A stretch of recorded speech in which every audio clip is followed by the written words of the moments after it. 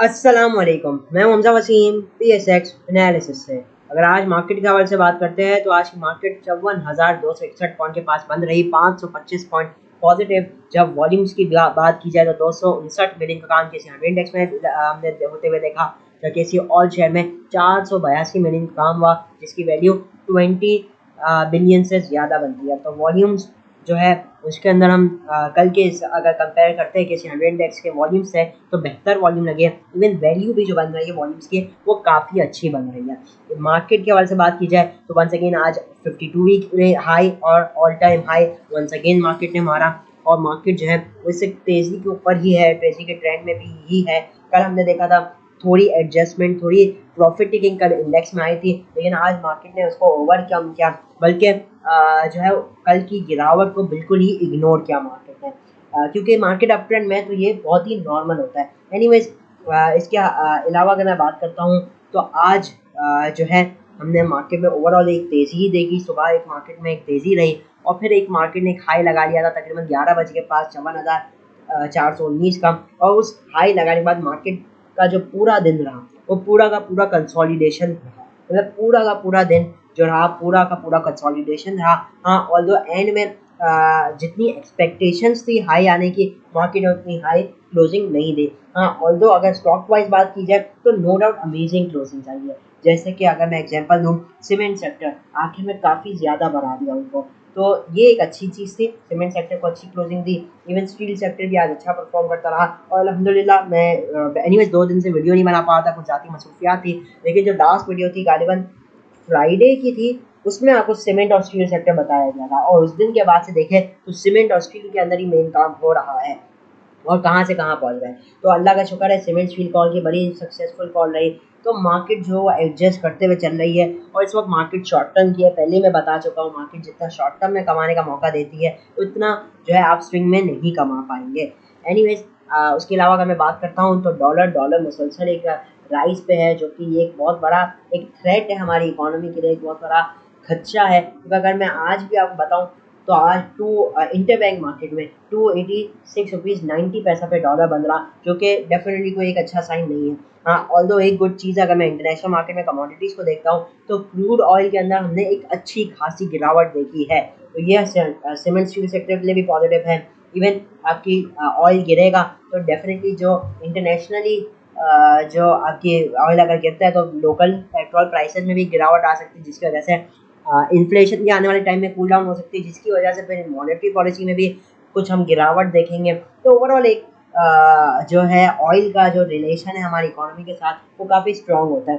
तो अभी अगर मैं क्रूड ऑयल की बात करूँ तो इस वक्त भी $1 नेगेटिव है, $76.36 के पास। तो ये ज़बरदस्त गिरावट है क्रूड ऑयल के अंदर, और अगर ये ऐसे ही गिरता रहा तो बहरहाल कल तो छुट्टी है, कल थर्सडे है, इकबाल डे के इवेंट पे कल छुट्टी है, लेकिन परसों मार्केट रिज्यूम होगी, और अगर ऑयल इसी तरीके से नीचे रहा, मान लीजिए 74 हो गया, तो ये मज़ीद हमारी जो स्टॉक्स हैं उनके ऊपर भी पॉजिटिव इम्पैक्ट डालेगा। इसके अलावा वर्ल्ड इंडेक्सेस की बात की जाए तो Bombay stock exchange 35 point plus रही, जो यूरोपियन मार्केट मिक्स एक्टिविटीज़ ही देखने को मिल रही है।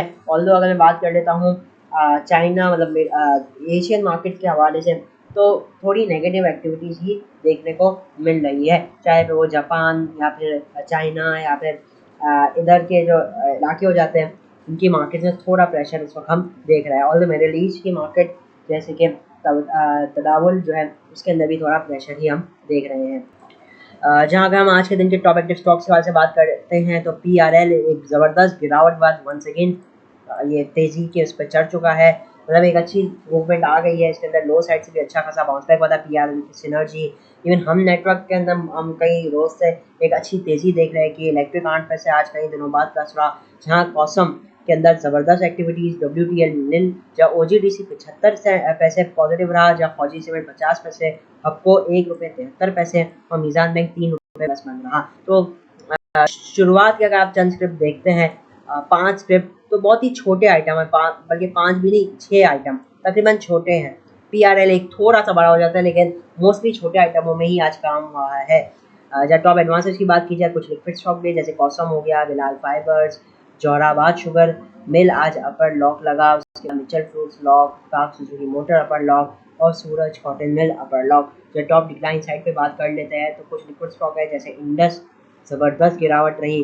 कोयटा टेक्सटाइल, जाहिद टेक्सटाइल, पाक जनरल इंश्योरेंस हो गया, एएसएल के प्रेफरेंस शेयर, जेएसआईएल हो जाता है। तो ये कुछ हो जाता है टॉप एक्टिव और टॉप डिक्लाइन। जहाँ पे अगर मैं बात कर लेता हूँ मार्केट के टॉप कंट्रीब्यूटर्स के हवाले से, तो आपको टॉप कंट्रीब्यूटर हाउस पर Engro, Meezan bank, SBL, Millat, ऑल, यूबीएल, पीएसएमसी, एचएमबी, ईफड, बैंकल, हबीब हो जाता है, ओजीडीसी, बैंकल, फलाह, कैपकोर, कोलगेट हो जाता है। टॉप डिक्लाइन साइड पे इंडस, टीआरजी, टेल, आईएलबी, एबट, दाऊद, अर्कुलस, Lucky, FC, PL, Century Paper Board और आप सब्सक्राइब देख सक रहे होंगे। तो ये हो जाता है कुछ आज की मार्केट के हाल से। अब चलते हैं टेक्निकल चार्ट पर, देखते हैं टेक्निकली मार्केट के अंदर आगे कैसी मूवमेंट देखने को मिल सकती है।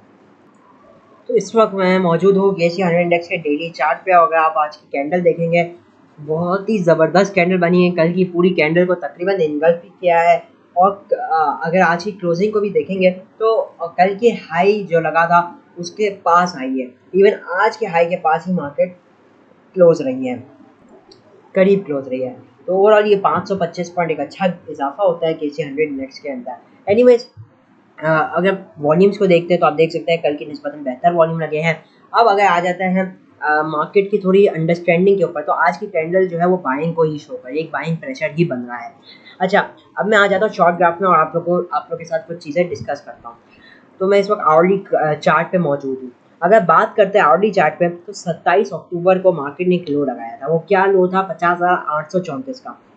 ये लो लगाने के बाद मार्केट के अंदर हमने एक अच्छी तेजी देखी, अच्छी रैली देखी, अच्छा एक स्विंग मूवमेंट देखी। और फिर मार्केट ने एक टेस्ट किया लेवल, कल के दिन की मैं बात कर रहा हूँ, 54,312।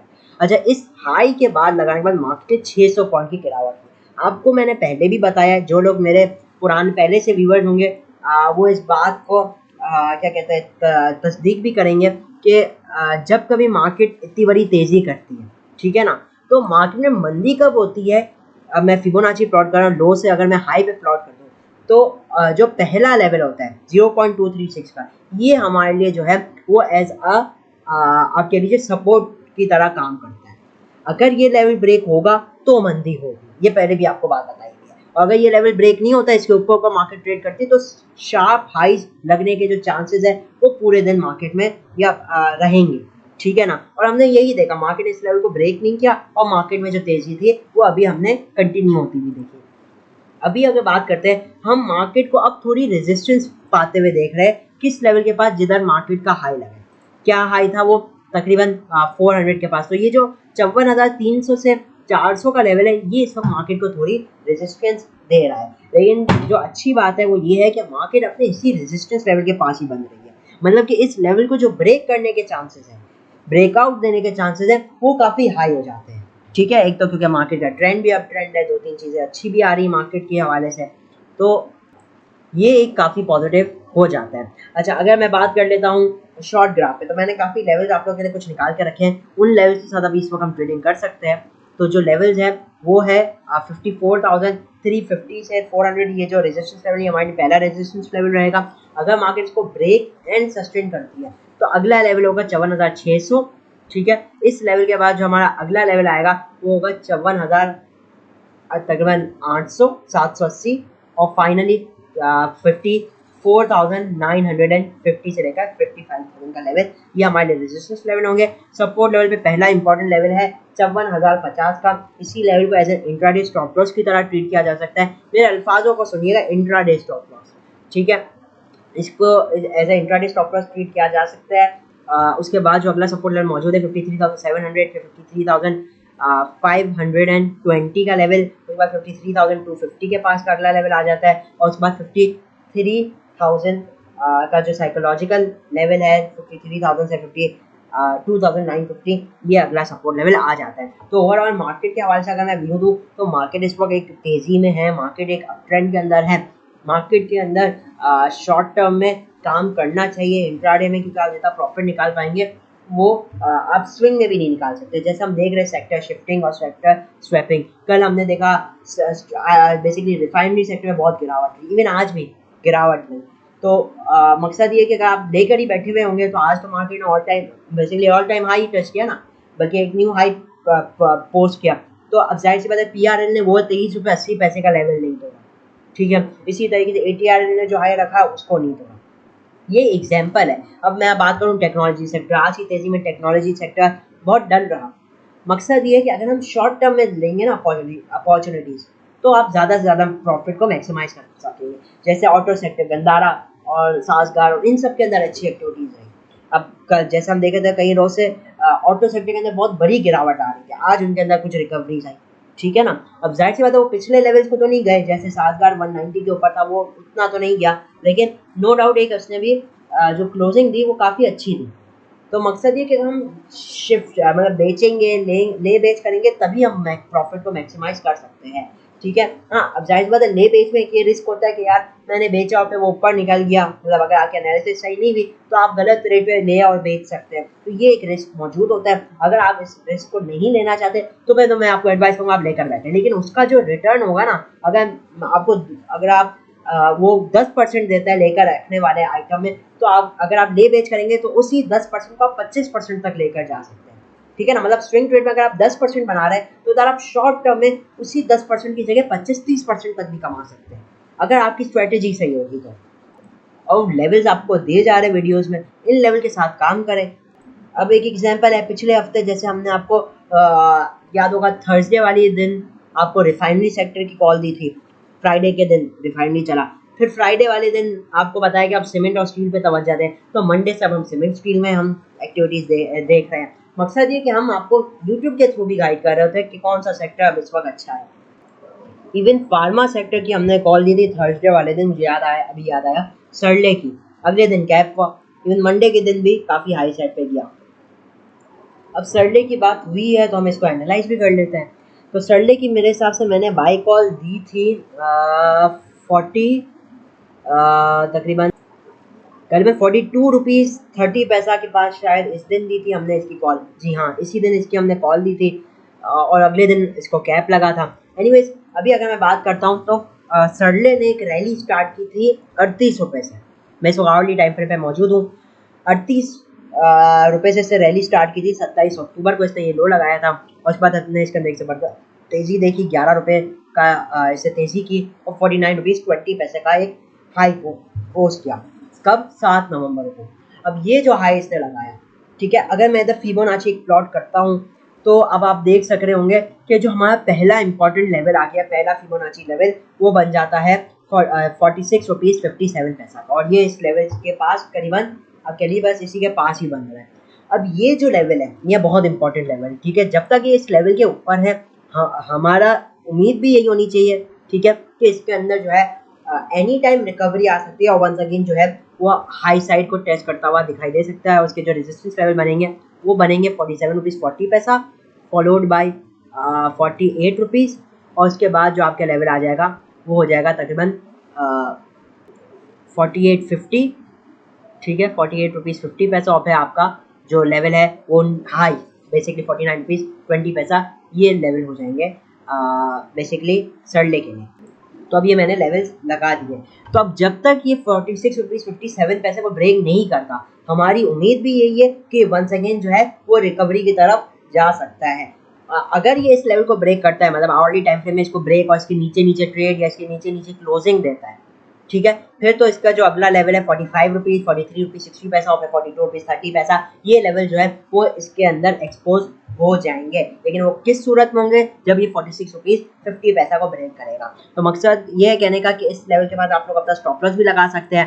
अब जाहिर सी बात है एक अच्छा स्ट्रॉन्ग सपोर्ट लेवल है, तो अगर कोई चाहता है तो वो शॉर्ट या इंट्राडे ट्रेड भी ले सकते हैं। स्टॉप लॉस जो है थोड़ा 46 रुपीज़ 20 पैसा का आप लोग लगा लीजिएगा, ठीक है ना। तो एक शॉर्ट टर्म ट्रेड भी बन सकती है। अगर स्टॉप लॉस हिट हो तो एग्जिट कर जाइए, चिल करें, ठीक है ना।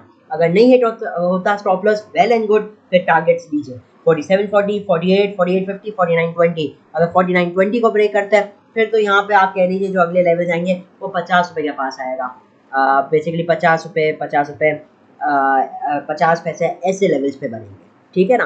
तो स्टॉप लॉस ज़रूरी है, stop loss is the key to success, ठीक है। तो सरले काफ़ी अच्छी मल्टीपल ट्रेडिंग अपॉर्चुनिटीज देखने को मिल रही है। अगर ये लो ब्रेक कर देते हैं देन तो फिर आप इसमें साइडलाइन जो है वो स्ट्रेटेजी इख्तियार कीजिए। अगर किसी के पास है तो इसको एज अ स्टॉप लॉस की तरह ट्रीट कर सकते हैं। न्यू एंट्रीज जो लेना चाहता है शॉर्ट टर्म ले सकता है, इसी लेवल को 46 रुपीज़ 20 पैसा को एज स्टॉप लॉस लेकर हाई साइड के जो लेवल है उनको एज टारगेट की तरह सेट कर सकते हैं। अगला जो स्टॉक हमारे पास मौजूद है वो है शॉर्ट टर्म ट्रेड के लिए, इंट्राडे ट्रेड ही कह लीजिए, ब्रेकआउट स्ट्रेटेजी के ऊपर ही ये काम होगा। तो ये है हाईटेक लुब्रिकेंट्स। हाईटेक लुब्रिकेंट्स ने एक हाई लगाया था 6 नवंबर को 27 रुपये का, और यही हाई इसने फिर बेसिकली जो लगाया था, इसी हाई के बाद इसके अंदर हमने गिरावट देखी, और कहाँ तक देखी वो बनता है 24.50 रुपये जो कि 2.5 रुपये की गिरावट बन जाती है। अच्छा, इसने अभी तक इस गिरावट के अगेंस्ट कोई रिकवरी नहीं दिखाई। तो स्ट्रेटेजी क्या होगी? स्ट्रेटेजी होगी कि इसका जो पहला फिबोनाची लेवल 25.09 यही हमारे लिए एक रेजिस्टेंस लेवल रहेगा। अगर ये इस लेवल को ब्रेक और सस्टेन करें, ठीक है, क्या करें, ब्रेक और फिर सस्टेन भी करें, तो फिर जो हम हैं इसके अंदर लेवल ले सकते हैं 24.46 सॉरी 25.46 फिर 25.75 और 26 रुपये। ये इसके लिए इंट्राडे लेवल्स रहेंगे, जो कि इंट्राडे में एक डिसेंट गेन बन जाता है, ठीक है ना। तो अगर इंट्राडे में इसमें 2 या 4% भी रिटर्न मिल जाए तो ये इनफ हो जाता है इंट्राडे के लिए। हाँ, अगर ये 26 रुपये को ब्रेक करेगा फिर तो ये वंस अगेन जो है वो फॉर्म में आ जाएगा 26, 50 और 27 की तरफ ये मूव कर सकता है। तो हाईटेक जो है ये प्योरली एक इंट्राडे ट्रेड रहेगी, ठीक है ना, एक इंट्राडे ट्रेड है। और इसको कब लेना है? सिर्फ और सिर्फ ब्रेकआउट के ऊपर, ठीक है। ब्रेकआउट होता है, अब चाहे वो फ्राइडे को हो, चाहे फिर वो Monday, Tuesday, Wednesday, Thursday, Friday या हो ही ना, क्या पता ये ऊपर ब्रेकआउट ही ना करे, ठीक है ना। तो ट्रेड कब लेनी? सिर्फ ब्रेकआउट। ब्रेकआउट नहीं लेता, no trade, just add it on your watch list, ठीक है ना। तो इसी के साथ मैं भी इजाज़त चाहता हूँ। वीडियो अच्छी लगी हो तो लाइक और चैनल को ज़रूर सब्सक्राइब कीजिएगा। मैं मुमजा वसीम, PSX एनालिसिस से।